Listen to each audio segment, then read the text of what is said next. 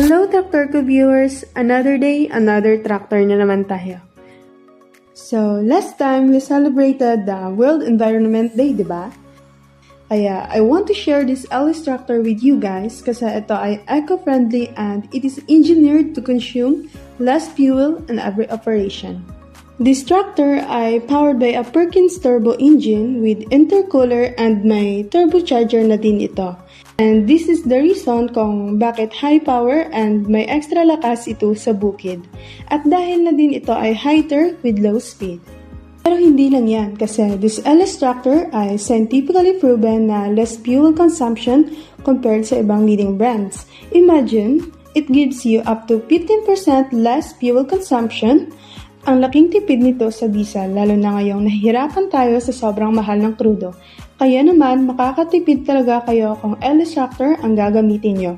Dagdag pa na easy maintenance ito kaya talagang bawas sakit sa ulo at sa ating bulsa.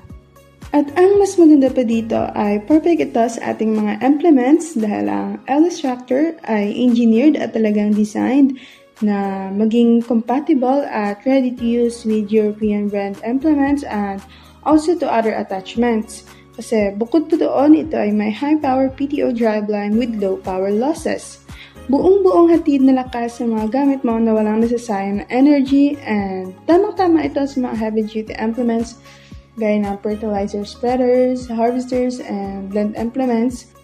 Dagdag mo pa ang wide tires nito para sa mas magandang kapit sa lupa at iwas lubog sa putikan. Kaya ngayong World Environment Day, be a wise farmer.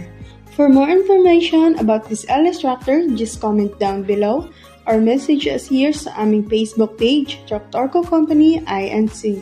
Or you can call us at 0917-511-2061.